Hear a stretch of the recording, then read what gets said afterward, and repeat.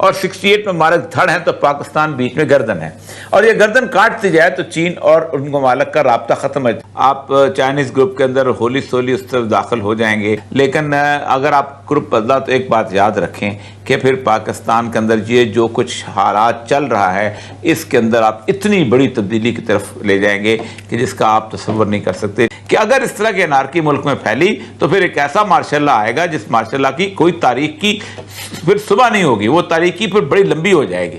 ये अगर आपने अपनी अपनी नाक बहुत ऊंची रखी तो मुझे खदशा है खुदा ना खासा सबकी नाकें ना कट जाए।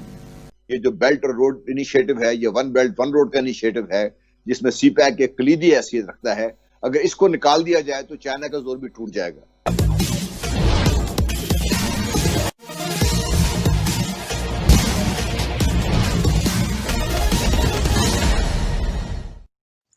भारत और अमेरिका का विश्व के अन्य देशों के साथ गठजोड़ का असली मकसद चीन के नापाक इरादों पर लगाम लगाना है। चीन को लगाम लगाने का सबसे अच्छा और कारगर हथियार उसके आर्थिक गतिविधियों पर प्रतिबंध लगाना है। चीन अपने देश से सामान का अधिकांशतः निर्यात साउथ चाइना सी से करता आया है। इसके अलावा चीन ने OBOR one belt one road कार्यक्रम भी प्रारंभ किया है ताकि अगर साउथ चाइना सी में अवरोध उत्पन्न हो तो वह सड़क मार्ग से सामानों का निर्यात अन्य देशों को कर सके।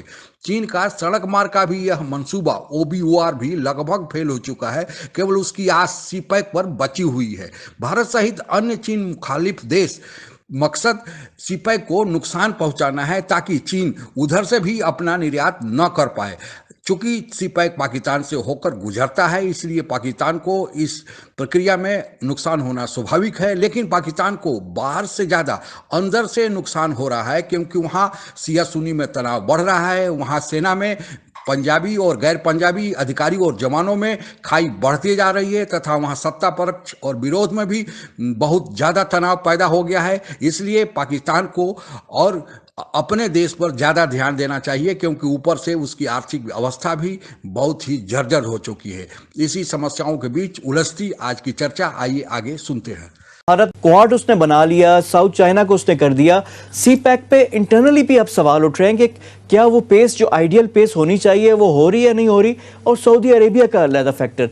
ये जो 3-4 डेवलपमेंट्स हैं इनको आप ज़रा थोड़ा सा एनालाइज करें। 2019 के नवंबर में जो पेंटागन की स्ट्रेटजी आई है जिसे वो कहते हैं कंटेनमेंट ऑफ चाइना स्ट्रेटजी या इंडो पैसिफिक स्ट्रेटजी, उसके अंदर जो उसके इंडिया जापान और ऑस्ट्रेलिया ये पार्टनर्स बना दिए गए हैं अमेरिका के लिए, और 3,70,000 फौज जो है वो डेडिकेट कर दी गई है इस जोन के लिए। 3 बनाते खुद बहुत बड़े बड़े जहाज जो उनके होते हैं, जिनमें से आखिरी लिंकन जहाज था वो भी वहाँ पर पहुँच चुका है, अब्राहम लिंकन जहाज जो है जिसके अंदर 2000 के करीब इस वक्त जेट फाइटर जो हैं वो इस पूरी फिजा के अंदर मौजूद हैं जो किसी भी वक्त हमलावर हो सकते हैं।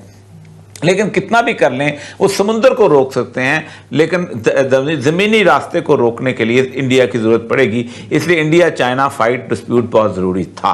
पाकिस्तान ने अपना ग्रुप जो है वो बदल दिया है, और इस ग्रुप के बदलने के बाद एक चीज़ बड़ी है कि 1-2-3 हफ्ते के अंदर एक बहुत बड़ी लड़ाई जो है पाकिस्तान और भारत के दरमियान जो है वो ऑफिंग में है और वो किसी भी वक्त छिड़ सकती है। जो आपने बात की है कि पाकिस्तान इंडिया वाली, अब लाइन ऑफ कंट्रोल में कल वायलेशन हुई है, बमबारी भी कर रहे हैं, सारी चीज़ें हैं, लेकिन वो जवाब क्या बनाएगा, क्या रीज़न क्या देगा, पूरी दुनिया को बताना होगा अब। और जाहिर बात है चीन भी है, रूस भी है, अब इनका भी इन्फ्लुएंस बढ़ रहा है, तो इसका कैसे जस्टिफाई कर पाएगा इंडिया?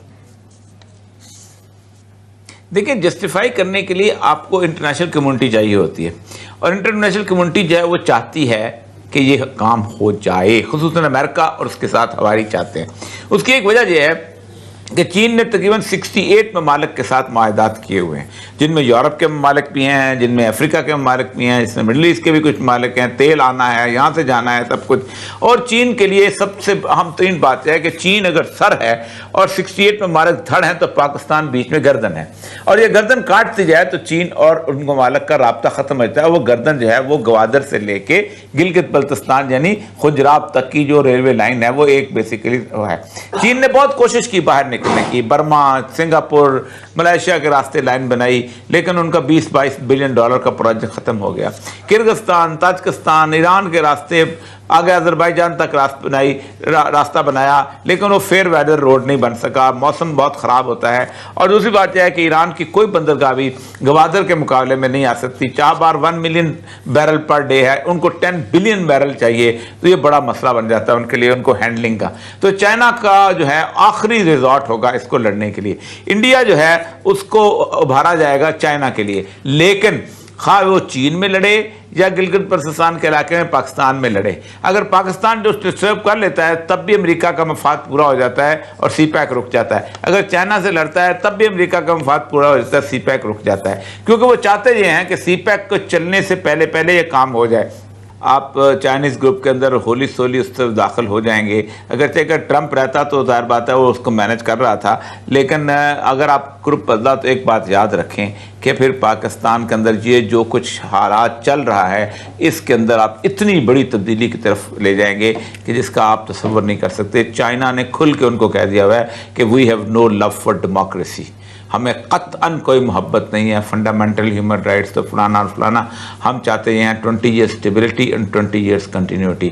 और आप याद रखें कि ये मेरा ख्याल ये है कि ये सारा कुछ शायद हो इसीलिए रहा है कि हमने हुकूमत करते तो इमरान खान भी फिर हुकूमत न कर सके, और इमरान खान के दिमाग में ये खोपड़ी में बात नहीं आ रही कि उसके बाद अगर एक ऐसी सूरत हाल आ गई तो फिर उसके बाद ना इमरान खान रहेगा, ना नवाज और ना बिलावल। एक बहुत सख्त किस्म की सख्त गिर हुकूमत जो है वो कई सालों तक कायम हो जाएगी, जिसके पीछे बिल्कुल पड़ोस में बैठा हुआ चाइना मौजूद होगा, क्योंकि अमेरिका नहीं कि उसको 7 समुंदर पार से आना है।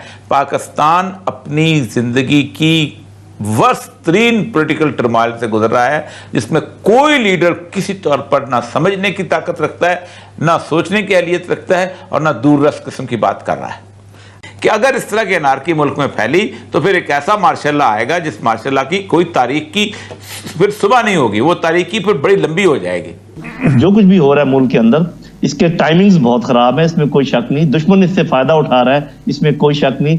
लेकिन ये मैं कभी नहीं कहूंगा कि ये कुछ लोग ऐसे हैं जो कि आलाकार हैं दुश्मन के, या खुदा ना खास्ता ट्रेटर्स हैं या समथिंग, बट उनको ये रियलाइज जरूर करना चाहिए कि ऐसा मौका आप क्यों फराहम कर रहे हैं दुश्मन को जिससे कि वो पूरा फायदा उठा रहा है। अगर जरा भी इनको एहसास हो जाए कि दुश्मन फायदा उठा रहा है इनके इकदाम से, जो कि बिल्कुल नजर आ रहा है दीवार के ऊपर लिखा हुआ, तो मेरा ख्याल इनको चीजों को पोस्टपोन करना चाहिए, इनको टाइम को देखना चाहिए।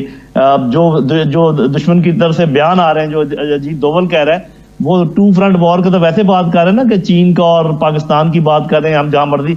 देखिए बात यह है कि जब 2 साथी हो ना, और उसमें से जो कमजोर साथी की अगर आप पिटाई कर दें तो बड़ा साथी को भी असर पहुंचता है। तो हमारे और चीन के जो ताल्लुकात है इस किस्म के हैं कि चीन को अगर हिंदुस्तान कुछ भी ना करे और सिर्फ पाकिस्तान को खुदा ना खास्ता किसी खफगी में डाल दे या किसी मुसीबत में डाल दे, तो चीन खुद ब खुद उससे इम्पैक्ट हो जाता है। ये चीज हमारे लीडरशिप को समझनी चाहिए।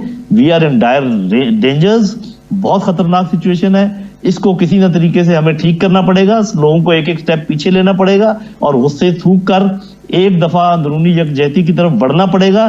चाहे इसमें कुछ आपकी अनाओं का नुकसान हो भी जाए, तब भी हमें अपने मुल्क को बचाने के लिए ये काम करना होंगे। तो बात यह है कि अभी इसी साल भारत जो है 3rd लार्जेस्ट इंपोर्टर बन गया है डिफेंस वेपन्स का पूरी दुनिया के अंदर। तो ये उस दिवाली के दिन तो सिर्फ अपना हवा में चलाने के लिए तो नहीं लिए ना सारा कुछ, उन्होंने जाहिर बात है किसी दुश्मन का सोचा है। और दुश्मन कौन कौन है उनका? एक है मैं, एक चाइना है। उनका ख्याल ये है कि अगर इस इक्वेशन से ये जो बेल्ट और रोड इनिशिएटिव है, ये 1 बेल्ट 1 रोड का इनिशिएटिव है, जिसमें सीपैक एक कलीदी हैसियत रखता है, अगर इसको निकाल दिया जाए तो चाइना का जोर भी टूट जाएगा।